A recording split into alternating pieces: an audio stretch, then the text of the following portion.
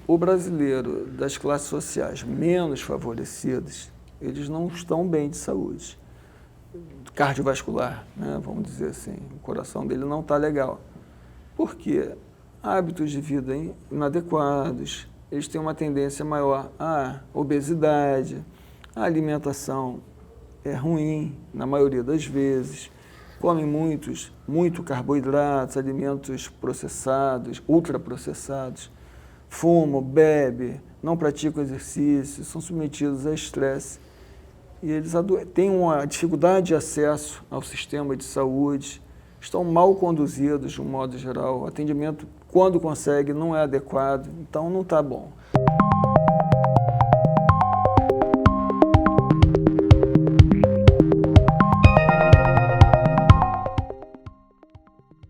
Saudações a todos que estão assistindo ou ouvindo esse episódio do Diálogos com a Inteligência. Eu sou Cristian Lynch, cientista político, editor da revista Insight Inteligência e colunista do Canal Meio. Para quem não sabe, a Inteligência é uma publicação que navega na fronteira da política, das ciências sociais, da economia, da história, da filosofia, da arte, da cultura, da medicina, às vezes, mas não importa o ramo do conhecimento. O que importa é, sempre com uma marca, não ser convencional. E você pode acompanhar a Inteligência no Twitter, no Instagram e no Facebook. Diálogos com a Inteligência é uma parceria da Insight, editora da revista, com o Meio. O objetivo é trazer grandes nomes e temas importantes para pensar o Brasil e o mundo. Bem-vindos. Estamos aqui com o médico cardiologista Marcos Benchimol, que escreveu sobre a Covid-19 durante a pandemia na Inteligência 90. Bom, a capa não é muito otimista, assim, direito ao suicídio, mas o fato é que o texto do Marcos não é sobre isso. É sobre vida. E, bom, tudo bem, doença pode levar, mas doença também tem a cura, né? Esse foi o artigo que o Marcos escreveu pra gente. Foi um artigo muito interessante, foi um artigo muito original, como tudo que a gente publica, naturalmente, porque ele procurava, dentro daquela dificuldade de compreender os efeitos clínicos da Covid-19, que era uma incógnita, ele mostrou os efeitos da Covid como doença cardíaca. Tá? Marcos, bem-vindo, é um prazer ter você aqui no programa com a gente. Boa tarde, obrigado. Para mim, esta tarde. É um prazer também, uma satisfação muito grande poder estar aqui. Muito obrigado. Olha, quero fazer uma pergunta aqui, que é uma pergunta de leigo total, que olha de fora. Tem amigos que são médicos e tal, assim. Por que todo médico bem-sucedido tem a sua clínica, mas tem uma carreira, não tem um pé no serviço público? Pois é, o serviço público é o local de formação, né, para os médicos, pelo menos. Então, dentro do hospital público, dentro das universidades, você vai ter acesso aos desafios da medicina. Você vai ter ali os alunos que vão estar querendo aprender, vão te cobrar. Você vai ter os pacientes de maior complexidade, de casos mais difíceis de diagnóstico, de tratamento. Você vai ter a presença de colegas que são bem capacitados, com os quais você pode trocar conhecimento, aprender e ensinar. E você ali é uma escola contínua. Então, dentro daquele ambiente, apesar das dificuldades, das carências que existem, você cresce muito profissionalmente, cria uma certa reputação e com essa reputação ela pode ser aproveitada em parte para você fazer um consultório particular, atender pessoas fora daquele ambiente, fora do seu horário de trabalho convencional, para complementar a sua renda. Mas, pela descrição que você fez, você poderia eventualmente também dar expediente no hospital privado para ter esse tipo de conhecimento, mas você preferiu um hospital público. Sim, atualmente, eu sou formado em 1986. Na época que eu me formei, não havia essas redes de hospitais como a Rede Dor, a Amil, DASA, não tinha nada disso. Tinham poucos hospitais particulares e os médicos da minha geração tentavam concursos públicos para o município. Eu fui médico do Miguel Couto, por exemplo, no CTI, ou um hospital particular, polícia militar, também fui médico da PM, como tenente, mas depois saí, do Estado, docência de universidades. Nossa, né? mas é uma experiência enorme. Então a gente vai passando e vai escolhendo, vai filtrando aquele local que é melhor para você trabalhar e vai ficando. Qual é a diferença de... A palavra não é clinicar, vocês têm uma outra expressão para isso. Num hospital público, ou no ambiente público e no ambiente privado hoje? Qual a diferença? Qual a diferença? Tem diferença? Tem diferença. Antigamente, no hospital público, era onde você realmente aprendia e fazia a dita ciência, né? Você estava diante de quadros mais difíceis, a fronteira do conhecimento estava ali e os equipamentos mais avançados para a época estavam também ali. Atualmente, isso mudou um pouco essa configuração, porque existe um investimento muito maior na rede privada.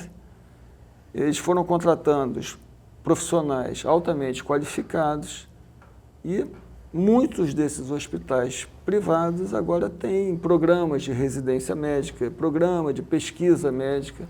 Então, você tem unidades de excelência em hospitais particulares, como, por exemplo, o Hospital Sírio-Libanês, o Albert Einstein, em São Paulo, e outros hospitais aqui do Rio de Janeiro, que tem não só a parte assistencial, como a parte de ensino e pesquisa. Então, esses locais agora disputam e estão ganhando dos hospitais escola tradicionais. Mas você acha que faz alguma diferença para quem está fazendo a residência? Eu acho. Tá no Miguel Couto ou tá no Sírio-Libanês? Ele aprende mais, ele aprende menos? Ele vai aprender diferente, entendeu? Porque no hospital público, ele vai ser exposto mais. Então, ele vai ter que resolver o problema. Enquanto que no hospital Sírio-Libanês, sei lá, por exemplo, vai ter um médico assistente, é um paciente mais elitizado, que não vai se submeter tanto ao aprendizado natural de um médico recém-formado. Então, dentro de um hospital público, ele vai ter acesso a determinadas condições de saúde que não são tão prevalentes em determinadas classes sociais. Uhum. Por exemplo, febre reumática é uma doença praticamente que é de pessoas mais humildes, né? Isso você não vai ver, provavelmente, nessas unidades. Alguns tipos de tratamento ele não vai conseguir observar ali nesses hospitais, fazer determinados procedimentos, só depois que ele estiver muito escolado que ele vai poder, né, puncionar uma veia profunda, entubar um paciente, coisa que ele vai ter mais facilidade num hospital tipo Miguel Couto ou outro da rede pública, por exemplo. Mas assim, você tem essa vocação pública muito forte, que não vem só do fato de ser médico, você também é professor. Sim. Como é que era essa... A gente estava conversando antes de começar a gravação sobre essa vocação, como é que era essa visão, na verdade, da medicina, do que era a medicina pública, enfim, na década de 80. Né? Porque você é professor da Unirio, né? E é médico em hospitais da UFRJ, além de ter a sua própria clínica. Certo. Como é que era isso? Olha, quando eu estudei medicina, eu estudei numa escola pública, né? Faculdade, eu fiz Unirio, me formei pela Unirio em 1986. Eu tinha uma admiração muito grande pelos professores de lá. Não, e a medicina da Unirio sempre foi o filé mignon, né? Eu sempre que eu fiz direito lá. Então, olha, eu chegava lá do direito, medicina. Medicina. Era um local bem disputado, o FRJ, a UERJ, a Unirio, a UF, eram os locais, são ainda, né, mais procurados para quem quer ingressar, não só porque são unidades públicas, gratuitas, mas como também pelo efetivo pessoal que trabalha lá, os docentes são muito bem conceituados. Então eu ficava admirando muito os professores, eu tinha vontade de fazer parte daquilo, e eu me foquei em fazer parte daquilo. Quando teve o primeiro concurso para professor, eu participei da prova e felizmente fui aprovado. Mas depois você vai vendo que determinadas fantasias que você tem nem sempre se concretizam, né? E às vezes concretizam e os contextos mudam também. Mudam muito. Deixa eu fazer uma pergunta também, sempre como leigo, assim, como é que vocês, médicos, estudantes de medicina, vocês selecionam a que especialidades vocês vão se dedicar? Alguns vão ser neurocirurgia, vão para neurologia, outros vão para cardiologia. Assim, como é que é? É uma seleção pragmática ou é uma seleção afetiva? Como é que é essa seleção? Eu acho que assim, tem dons individuais de cada especialidade. Na medicina você tem os 4 grandes grupos de atuação, né, que é pediatria, gineco-obstetrícia, cirurgia, as diversas cirurgias, e a clínica médica, com as suas especialidades, como cardiologia, pneumo, gastro, endócrino. Então, existe um determinado perfil psicológico, vamos dizer assim, para a pessoa entrar numa determinada especialidade. Tem até umas brincadeiras que a gente faz com o ortopedista. Ele tem que ser grande, ele tem que ser forte, mas ele tem que ser burro. Então, a gente brinca, eles ficam zangados, né? Claro, né? Mas o clínico geral é aquele que estuda tudo e não resolve nada. E tem aquelas brincadeiras. Sem analogia com o jornalista. Cirurgião geral é aquele cara que sai, arrasa quarteirão, tem que ser frio, ele não está ligando para o paciente, ele quer operar, entendeu? Mesmo que o paciente venha a óbito depois. Então tem um determinado perfil psicológico para você estar naquela especialidade. Isso é claro. E você vai vendo isso muito claramente ao longo da faculdade de medicina. A pessoa alguns já entram, olha, eu quero ser psiquiatra, outros, eu vou ser cirurgião. O cara já desde o primeiro ano já acompanha um cirurgião para ficar ali ajudando. Então, não sei. Eu escolhi a clínica porque eu achava que era uma coisa que envolvia muito você tentar descobrir o que a pessoa tem, entendeu? E aquilo me instigava muito. Então, quando você atende uma pessoa, você atende um sintoma, ele não vem com um diagnóstico. Ele vem se queixando de um problema, estou com tosse, estou com dor, estou com falta de ar. Tem alguma coisa de detetive nisso? Exatamente, né? Exatamente isso. Então, isso é uma coisa que, para mim, é muito instigante. Olha, vou te falar uma coisa. Aconteceu essa semana, aconteceu um cisne negro na minha família. Eu tive que levar. Eu não sou muito de hospital, não. Graças a Deus, por enquanto. Mas assim, aconteceu assim, de minha mãe passar mal, meus pais têm idade, eu tenho que levar no hospital, fui com meu pai, saímos de madrugada. De manhã, meu pai teve um AVC no dia seguinte, voltei para o hospital, aí ficou nessa situação. Então, eu passei por uns dias agora clássicas de experiência com os médicos, hospitais, com essa máquina, que é uma máquina muito especializada e, de um modo geral, é uma máquina muito boa, muito eficiente. É impressionante quando você vê os especialistas para cá, o horário entra um, sai o outro, passa o diagnóstico para um, passa... Bom, não me conte... Depende de onde você esteja... Não, estou falando de um hospital de mais ou menos categoria na zona sul do Rio de Janeiro. Sim. Eu estou comentando isso com você, que eu estava lembrando daquela frase do Bismarck que diz assim, como se fazem as leis e as salsichas, é melhor não perguntar. Eu acho que isso deve se aplicar também como funciona no hospital. Sim. Tem muita coisa que dá muito problema, né? Mas o que eu ia perguntar originalmente, que eu acho que isso que você está suscitando também é uma questão interessante, é a seguinte, se existe uma profissão que é vista como uma espécie de... se os deuses tivessem uma profissão, eles seriam médicos. Eu estou falando disso porque eu fiz direito, e aí eu acho que os advogados são os semideuses. Né? Mas mesmo os advogados querem ter bons médicos. Certo. E os médicos não necessariamente precisam de muito bons advogados, mas a recíproca não é verdadeira. É verdade. Como é que você vê essa imagem do médico que detém vida e morte sobre as pessoas? Porque eu contei essa história pessoal porque eu vi as minhas irmãs, minha sobrinha, toda aquela choradeira, vai morrer, não vai não sei o quê, que de repente a vida está toda na mão do médico. Como é que se lida com isso? Isso é uma responsabilidade muito grande, né? Porque você está diante de uma situação muitas vezes desafiadora, tem um paciente de um lado, a família do outro, tem os seus próprios sentimentos em relação à situação toda que está acontecendo, tem o hospital de permeio, os plantonistas, muitas vezes você é o médico, mas você não é o médico que trabalha ali, você é chamado para atender naquele local. Então tem muita complexidade. E, às vezes, você se sente bem pressionado por aquilo. Né? Mas você tem que usar seu sua lógica, o raciocínio, entender as necessidades de cada um, fazer o diagnóstico da situação e, mesmo assim, muitas vezes vai haver muita incompreensão, porque determinados familiares podem pensar de um jeito, o outro deseja de um outro. Digo assim em relação a pessoas que estão muito idosas. Sim. E que estão numa situação mais crítica, alguns querem que ele descanse, outros querem que faça tudo pela pessoa. A impressão que dá às vezes também é que alguns profissionais tendem a dar menos importância para esses que são mais idosos, porque, enfim, já estão na tábua da beirada, como diria o meu pai. Está andando na prancha. Pois é, mas atualmente você vai nas UTIs dos hospitais privados, se você for olhar quem está internado ali, a maioria é idoso.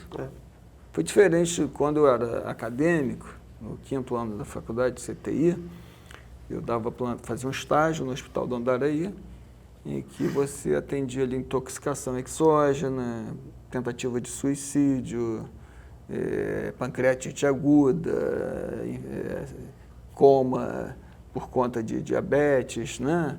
Então o perfil do UTIsta, não sei nem como dizer isso, mudou. CTI, intensivista. Mudou muito, principalmente nos hospitais privados. Mas esses personagens não existem mais, esses perfis?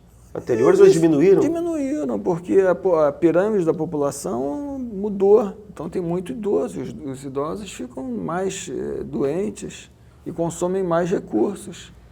E acabam ocupando os leitos, entendeu? E são leitos de longa permanência, internações de longa permanência. Bom, tudo tem dois lados, mas por esse ângulo tem uma coisa boa, as pessoas estão vivendo mais, tem menos... Nesse aspecto, embora isso gere também outros problemas. Outros problemas. Que outros problemas são esses? Por exemplo, muitas vezes você vê uma pessoa muito idosa, já demenciada, sem qualidade de vida, sem interação, num CTI lá, gemente, sem reconhecer nenhum familiar e está sendo utilizado recursos e mais recursos. Isso no público e no privado? Ambos, principalmente nos privados. E por que... Bom, aí tem dois pontos, né? Sempre falando de forma... não como especialista, como o sujeito está de fora, ouvindo. Uns dizem que isso tem a ver com a falta da possibilidade de você poder decidir, por exemplo, quando você gostaria de pôr fim à sua própria vida, que é uma questão polêmica.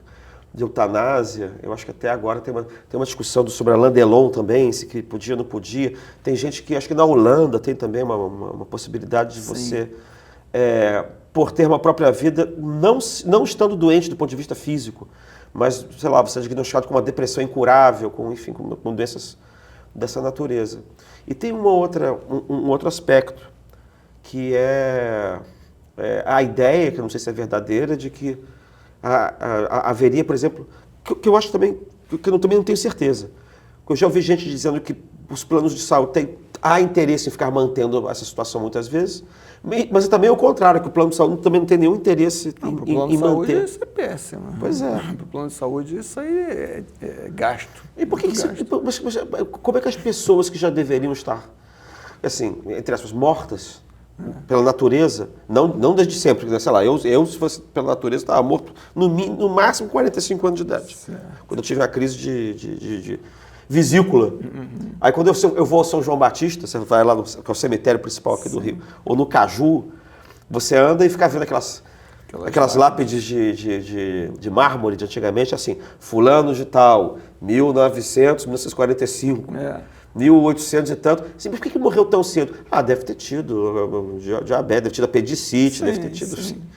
Que tudo matava e você não sabia por quê. Sim. Morreu do coração, morreu não sei o quê. Não, e tinha os nomes também, que só a história da medicina deve explicar. De que morreu o Mozart? Sei lá, febre tifoide. Eu acho até muito sugestiva a qualificação da febre. Ele parece até outra coisa. Não, uma doença, né? Pela Salmonella Typhi. É uma infecção ocasionada. Isso a gente praticamente não vê mais. Tem certas doenças que sumiram e outras tantas que apareceram, que não existiam. Pois é. Aí, voltando para o que a gente estava falando antes, tem uma tendência, então, a tentar favorecer, talvez nos hospitais privados, um tratamento doméstico, né? Olha, o hospital privado, ele ganha, então ele recebe por procedimento. Então, se o paciente está lá, se vai sobreviver ou não vai sobreviver, ele tem que estar com os leitos ocupados, falando comercialmente falando.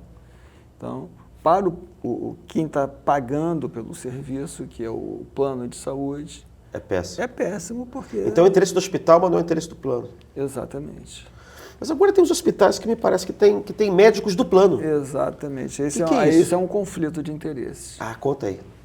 Esse é um certo conflito. Imagina que você tem um plano de saúde X, né? Esse plano de saúde, você vai ser atendido pelos médicos do plano e no hospital do plano. Você não acha que tem um conflito? Acho, eu acho curioso, eu ouvi dizer.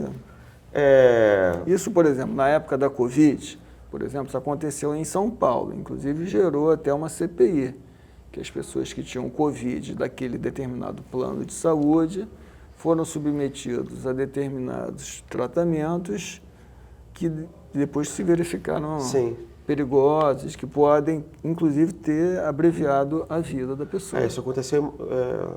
Teve gente também, acho que em Manaus, que foi submetida como cobaias a certos experimentos. Vários experimentos. Inclusive, tem um estudo do Lancet, que é uma revista assim, muito conceituada, mostrando que a segunda causa de morte no Brasil, representando 153 mil mortes por ano, são eventos adversos da saúde.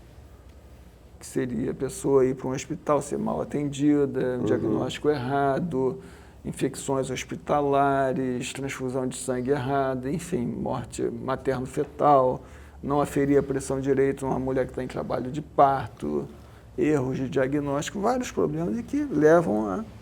Eu ouvi uma história que eu fiquei até meio assim, porque agora, como tem um médico do plano dentro do hospital privado, é assim, você vai na emergência, você é atendido por um médico normal, entre aspas, comum. Médico plantonista. Plantonista. Aí, de repente, quando parece que talvez que o assunto é meio complicado, não sei explicar, aparece o médico do plano, oferecendo assim, uma série de vantagens em ficar em casa. Isso é o tal do conflito de interesse que você está se referindo? Isso nem sempre pode ser um conflito de interesse. Porque a primeira coisa que vem à cabeça do sujeito é assim, esse cara está querendo gastar menos, mas aí você fica imaginando, mas será que ele quer gastar menos no hospital e isso é bom para a saúde do paciente? Às vezes pode até ser. Às vezes pode ser. E aí ele já faz uma triagem. Dependendo do hospital, a melhor coisa que você tem a fazer é tirar o cara dali. Eu já fiz isso algumas vezes. É porque o hospital é uma fábrica de doença também. Tinha um local que eu internei um paciente que tinha uma determinada condição, eu não conseguia fazer nada ali, quando fazia era errado.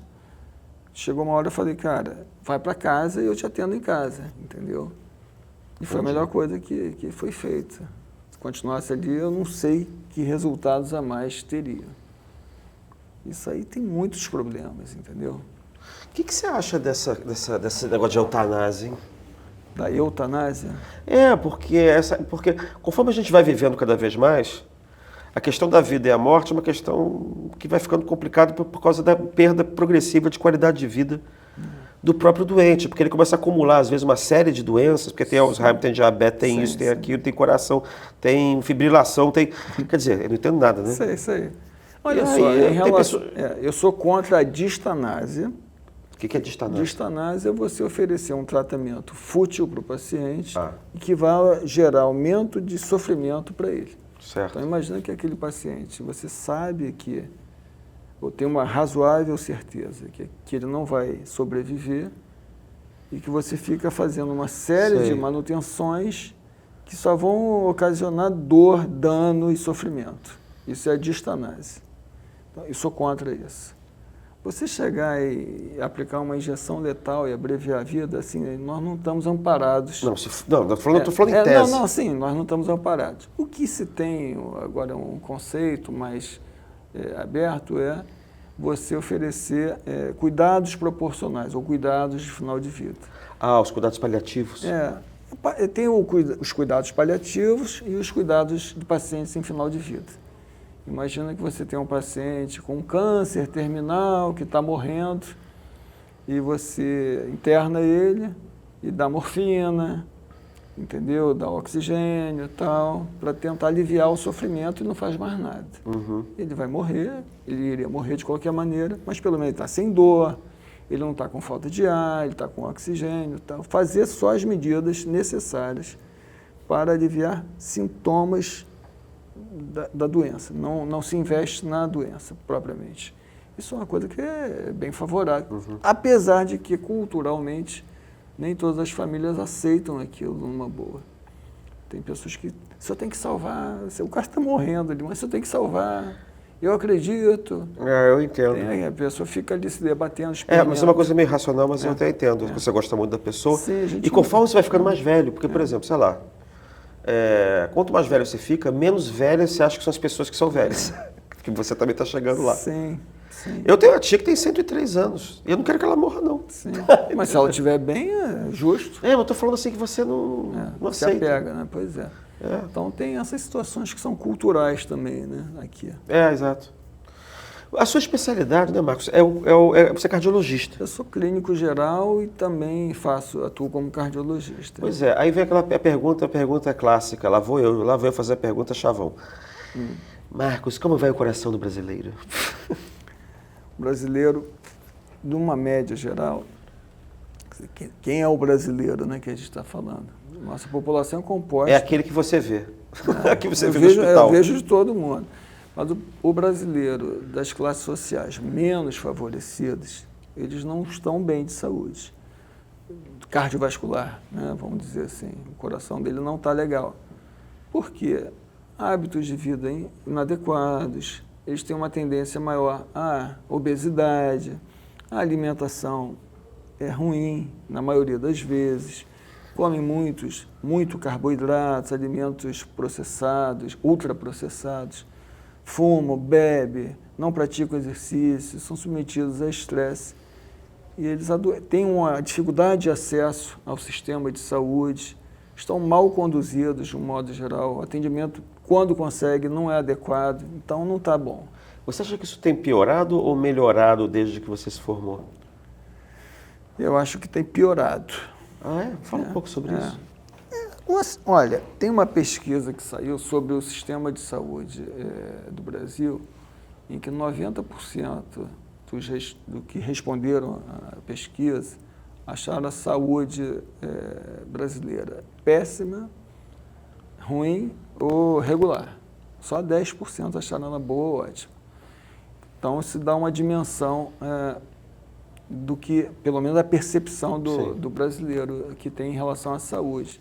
Se você pega um nicho de pessoas que são mais favorecidas economicamente, eles vão gostar. Gostam porque podem pagar um médico, vão para bons hospitais e está resolvido. Mas a pessoa de classe menos favorecida ou de classe média, que às vezes é dependente só de um plano de saúde, eles sofrem. Sofrem porque há uma longa fila de espera para um atendimento, uma demora muito grande para ser atendido. Quando são atendidos, muitas vezes o profissional que está daquele lado está sobrecarregado, ele nem sempre está bem qualificado para fazer um atendimento de excelência. Então, solicitar um exame, mais outra fila enorme. Você acha que isso piorou ou melhorou com o SUS? Piorou. Hã? O SUS foi uma maneira de incluir todo mundo no mesmo cesto, Sim. entendeu? Então, de uma maneira assim, universalizou o atendimento. Certo. Ok. Isso foi, né, um ponto de vista social adequado, porque todo mundo tem direito. Porque antes, por exemplo, eu fiz minha residência no Hospital Servidores do Estado. Só era atendido ali quem era servidor do Estado, ou seus dependentes. Depois ele entrou para o SUS. Então, Mas eu lembro que o Hospital dos Servidores do Estado, quando eu era criança, era o melhor hospital público do Brasil, do Rio de Janeiro. Minha gente o presidente Figueiredo foi internado lá quando teve infarto. Entendeu? Era excelente. Quando ele entrou para o SUS, começou a ter que atender todo mundo, os recursos, que você tem um bolo. Sim. Né? Se 10 pessoas comem um bolo, cada um vai comer uma fatia de bolo. 100 pessoas vão comer, vira migalha. Então você, o que era péssimo ficou ruim e o que era excelente ficou regular. a maioria dos hospitais os hospitais públicos, você tem a rede federal, estadual e municipal, entendeu? Cada um tem um tipo de carência diferente.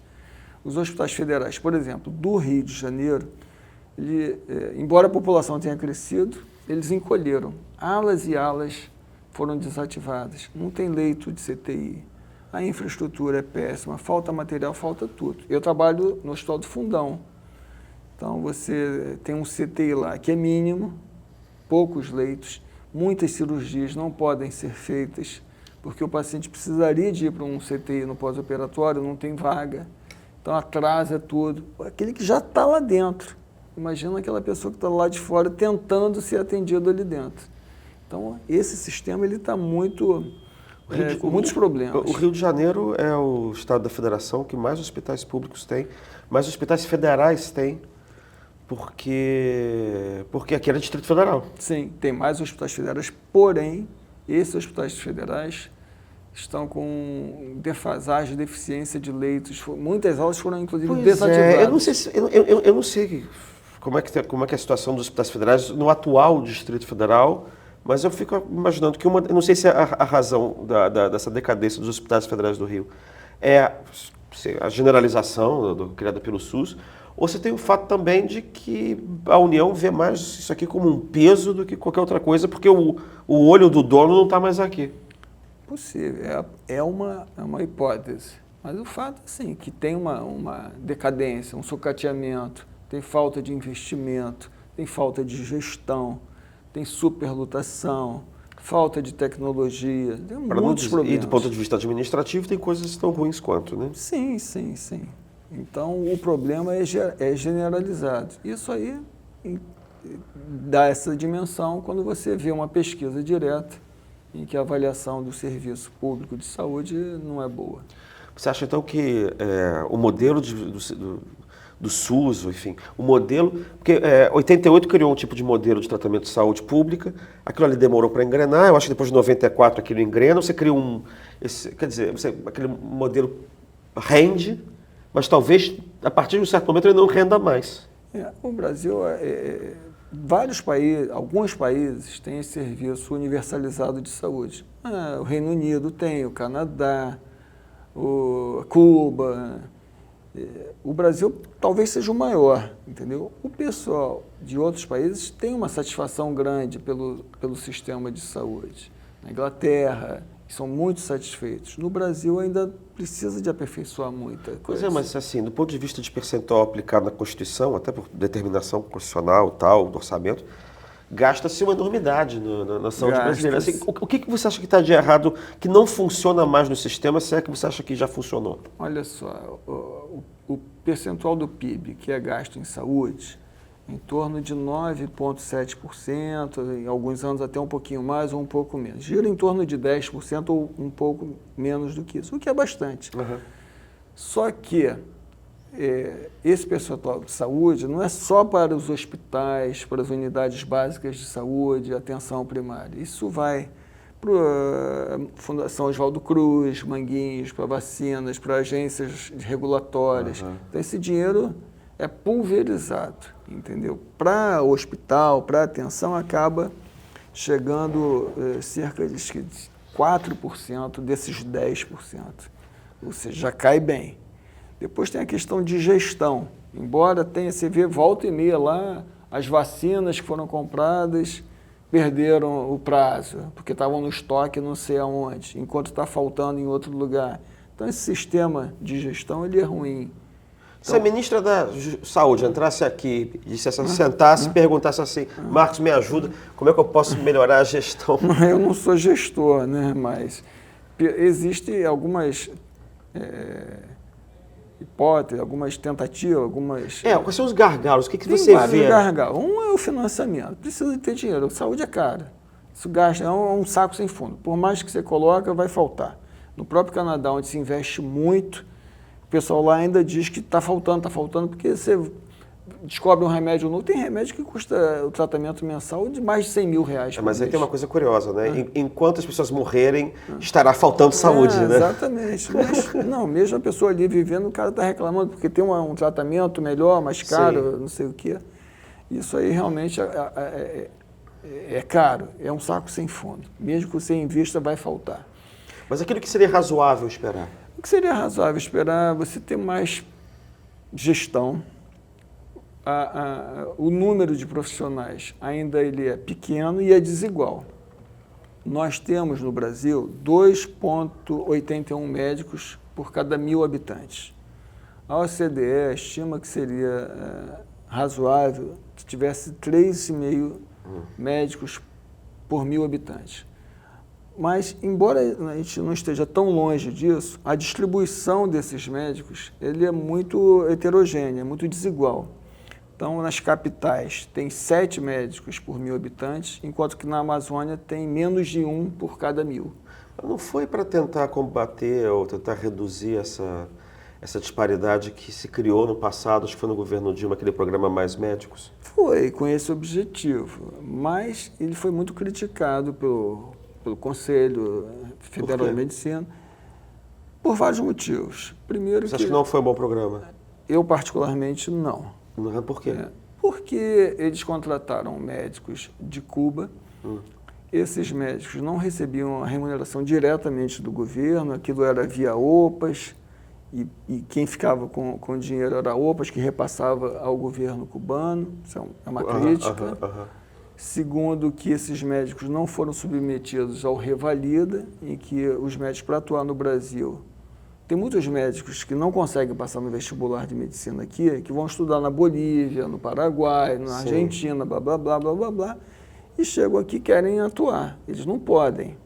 Para um médico estrangeiro ou brasileiro formado no exterior, atuar como médico aqui, ele tem que ser submetido a uma prova, que é a prova chamada Revalida, para que... Sim, a revalidação do diploma. Do diploma. E esses médicos que vieram nesse programa não passaram por esse programa. A gente não sabe qual era a qualificação profissional deles. Então foi uma má resposta a um problema real. Eu acho, sim. Tudo bem, precisava de médico, precisa. Mas tem essa questão, tem a questão política, que veio de Cuba, é o governo aliado ao governo... Aí já entra na questão política. Mas, assim, tecnicamente falando, a gente não sabe qual era a qualificação profissional dessas pessoas. Tinha a questão do idioma, eles não falam português. Por exemplo, se eu quiser ser médico nos Estados Unidos, eu tenho que fazer a prova e falar inglês fluentemente. Se eu quiser ser médico na Alemanha, idem, porque você vai conversar com um cara em alemão, não em português. E aqui o cubano tem que falar em português. O idioma deles é diferente, é espanhol. É parecido, mas não é igual.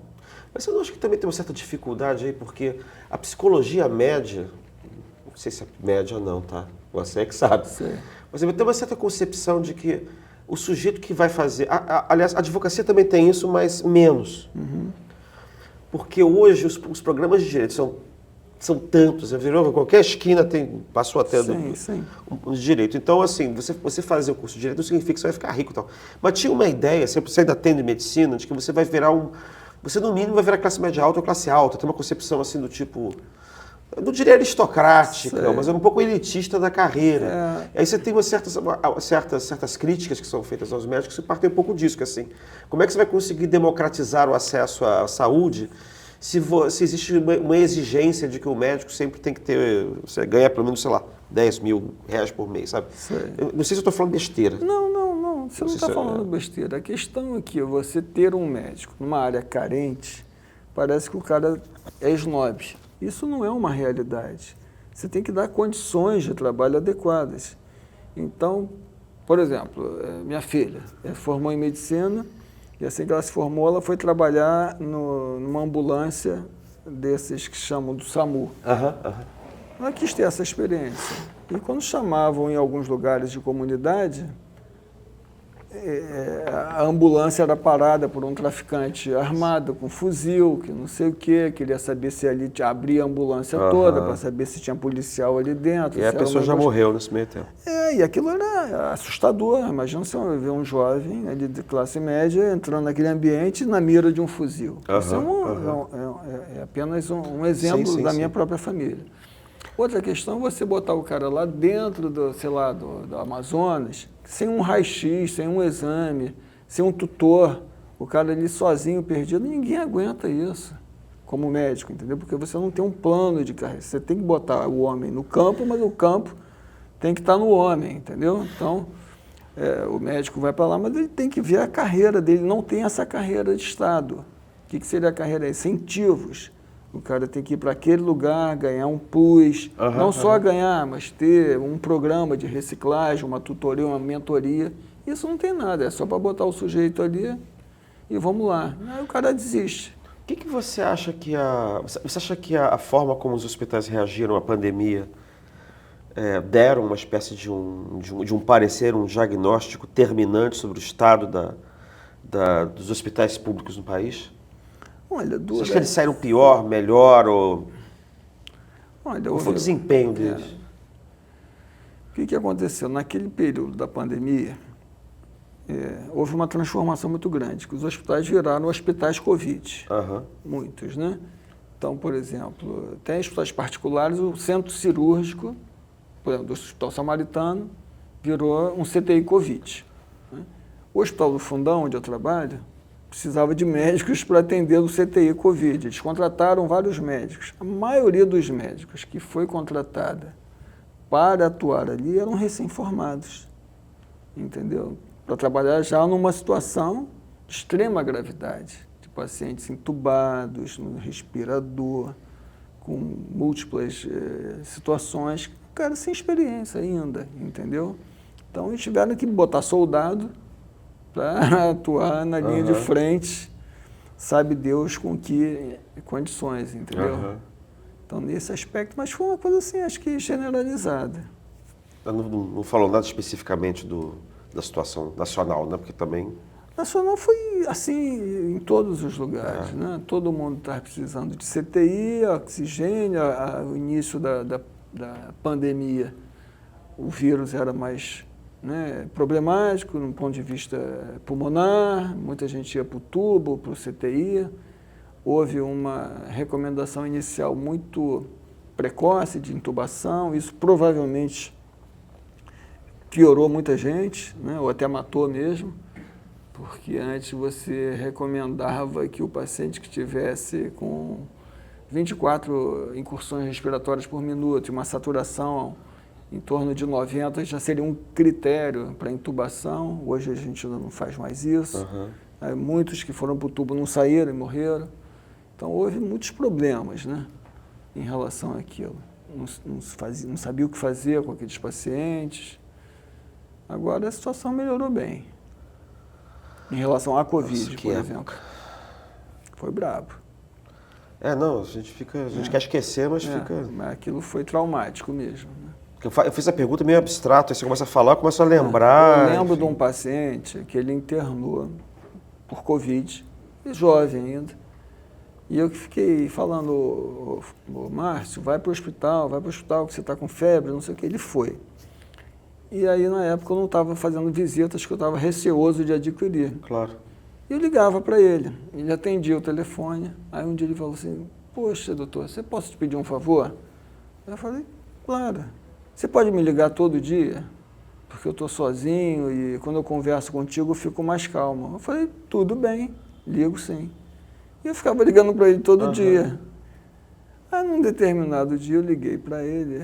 Aí ele falou, eu estou um pouco preocupado que a médica falou, ele conversando, que a médica falou para mim que eu acho que eu vou ser entubado. Mas, pô, não percebi na voz dele que ele tivesse ali... tão mal assim, entendeu? Aí falei, doutor, só vou ter que desligar que a médica está chegando. Aí desligou. Depois daquele dia eu ficava ligando, o telefone estava desligado. Ele não atendeu, mas ele sobreviveu. Mas ele passou mal um bocado, ele foi traqueostomizado, fez diálise, não sei o quê.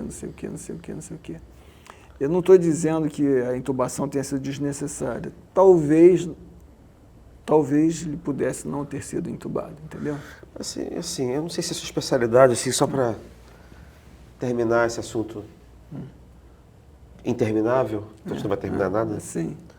Mas assim, hoje se sabe melhor desse assunto de Covid, porque naquele tempo, a impressão que dá para quem passou pela pandemia, ou seja, todos, é que qualquer tipo de sintoma de doença podia derivar de Covid. Tudo, qualquer coisa. Sim. Você podia ter problema no coração, era Covid. Você tinha problema no pulmão, era Covid. Você tinha problema de... Ou vacina depois, né? Não, mas tudo, assim, parecia que era um tipo de doença que podia provocar... Qualquer coisa. Qualquer coisa. Mas isso é assim mesmo ou isso é um desconhecimento Na verdade, assim, da doença? A Covid, naquela fase... É como se fosse uma roleta russa. Na fase inicial, o que você tinha de fato era o quadro gripal. 2 a 4% tinham formas mais graves e das formas mais graves eram respiratórias. Pneumonia, insuficiência respiratória. Isso era, alguns pacientes tinham trombose, embolia pulmonar. Isso era o grosso. Uhum. Depois, alguns pacientes começaram a ter problemas cardiovasculares também, infarto, miocardite. Mas uma fração pequena tinha outro tipo de apresentação, gastrointestinal, neurológica, etc. Depois começou a ter aquela Covid longa, né? Que são pessoas Sim. que saíam da Covid, mas que ficavam prostradas. Isso, de fato, tinha a questão do olfato, né? Que não Sim. sumiu, alguns não retornaram o olfato. Algumas sequelas realmente ficaram. Tem paciente, assim, até conhecido meu, que ele ficou com uma sequela pulmonar e a vida dele nunca mais foi a mesma, entendeu? Mas também tinha muito exagero, né? Mas você conseguiu estabelecer cientificamente uma relação de causalidade com Sim. com a Covid? Porque então ela pode Provocou provocar muita tudo. coisa. Poderia provocar tudo, mas nem tudo que as pessoas tinham na época era do Covid também, né? Sim, ela agravou, na verdade... Agravou problemas pré-existentes, né? A pessoa que eram mais problemáticas com aquela infecção não tolerava aquilo, acabava morrendo. Eu tinha uma senhorinha, por exemplo, que ela, até mãe de um colega meu, médico, que ela tinha um câncer no pulmão, muito extenso, ela pegou o Covid e acabou morrendo. Foi o Covid que matou? Ela ia morrer de qualquer maneira. Tem vários casos assim. Entendeu? Tem vários casos assim, que é comorbidade, né? Muitas comorbidades. Então, e também tinha muito desconhecimento do como atuar em cima daquilo. Não tinha nenhuma medicação antiviral. O corticoide depois se provou que ele poderia ser benéfico em determinadas situações. Aquilo não era utilizado porque se temia de usar uma droga imunossupressora numa condição infecciosa. Entendeu? Mas hoje, sei lá, 3 anos depois, 4 anos depois, já se aumentou o quantum de conhecimento sobre essa doença? Muito. Assim, para além da vacina, você já sabe, consegue estabelecer? Sim, o diagnóstico foi muito sim. mais fácil, né? O tratamento, existem atualmente antivirais, por exemplo, para o efeito da vacina ou não, mas o vírus agora está mais brando, está menos selvagem do que foi no início da pandemia. A mortalidade caiu, você quase não via mais paciente internado com Covid. Sim, mas é que é muito difícil você diagnosticar Covid. Você não sabe se é uma virose, se é uma gripe comum, se é um tipo de influenza, se é Covid. Por isso você tem que testar. Mas aí você já Quase ninguém mais testa. vai tomando remédios qualquer, 5 dias depois não tem nada, então você nem testa. Mas olha, eu atendi pessoas que eu falava assim, tá com gripe, tá com dor de garganta, pode ser Covid. Não é mesmo. Eu falei, não é mesmo por quê? Porque eu não estou com sintoma de Covid. Eu falo, testa. Sim, mas quais são os sintomas de Covid, tirando perder o olfato atualmente, nenhum específico. Pois é, isso que eu tenho esse ponto. Virou uma gripe. Entendeu? Atualmente é uma gripe. Não, e que fique assim, como uma gripe comum, né? Atualmente está nesse pé. Assim, na maioria, um caso ou outro vai evoluir mal, mas é menos, é bem pouco. E você acha que Covid, tchau, passou? Ou a gente está sujeitos a outras ondas de pandemias? Aqui a gente está entrando na era das pandemias. Sim. Não faça não, rapaz. É possível, porque muito problema social, econômico, geográfico. Com as fronteiras livres, muita circulação de gente. Circulação, a pessoa está invadindo os territórios, tem práticas assim meio doidas, né, de alimentação, desmatamento. Sim, mas também tem muita possibilidade de surgirem novos... Sim. Cara, assim, existe sempre uma mutação. Os vírus têm uma mutação. Você acha que a vida moderna hoje propicia esse tipo de coisa? Porque a população cresceu muito. Tem muita gente no mundo. Aí o pessoal está invadindo espaços que eram florestais. Tem vírus que eram restritos a regiões de floresta que já estão chegando nos grandes centros, entendeu? E aí você tem tendência a surgirem novas doenças que as pessoas não sabem quem são? Sim. Volta e meia surge um surto. Ah, meu Deus, de novo, não. Sabe que quando começou esse negócio, eu fiquei assim, ai, que coisa boa, ficar 15 dias em casa, depois eu pensei, não, vai durar um mês, ai, que bom, vou poder terminar todos os meus artigos acadêmicos, que estão todos, eu vou terminar todos. No final, já era uma coisa desesperadora. Eu me lembro que eu ficava assim, ó, parece que eu tenho 10 anos de idade, eu fiz uma travessura, minha mãe me botou de castigo num quarto e me esqueceu de tirar. E eu fico preso aqui no quarto, não consigo sair. Né? Horrível. Meu amigo. Isso não estou afirmando que vai acontecer, mas existe um risco razoável que tenhamos outras pandemias. Então é questão de tempo. Questão de tempo. Bom, chegamos ao fim desse episódio do Diálogos com a Inteligência. Marcos, obrigado por participar do nosso programa. Eu agradeço. Muito obrigado. À disposição. E as contribuições valiosíssimas sobre todos esses assuntos que nós falamos sobre medicina. Sim, medicina é um negócio que todo mundo frequenta, ninguém entende direito. Quer dizer, os seus próprios médicos, né? Também agradeço a todos os que viram ou escutaram o episódio. Quem quiser ler o artigo do Marcos, ele está disponível gratuitamente no site da Inteligência, nesta edição aqui. Inclusive, lá vou ter que dizer que você já sabe, temos mais de 1000 artigos de pesquisadores e especialistas por aqui. Vale a pena você dar uma conferida. Agora, se quiser também saber todas as novidades da Inteligência ou do Canal Meio, façam o favor de nos seguir nas redes sociais e assinem as nossas newsletters, né? A gente termina por aqui. Até o próximo diálogo, gente. Abraço. Promoção Relâmpago. Leia um mês de meio prêmio por apenas R$ 2,99. Virando um assinante Premium, você recebe nossa super caprichada edição de sábado, o Meio Político às quartas, editoria especial de economia, o relatório Meio Perspectiva e ganha descontos nos cursos do Meio. Só R$ 2,99 no primeiro mês. Mas corra, porque a promoção só vale esta semana.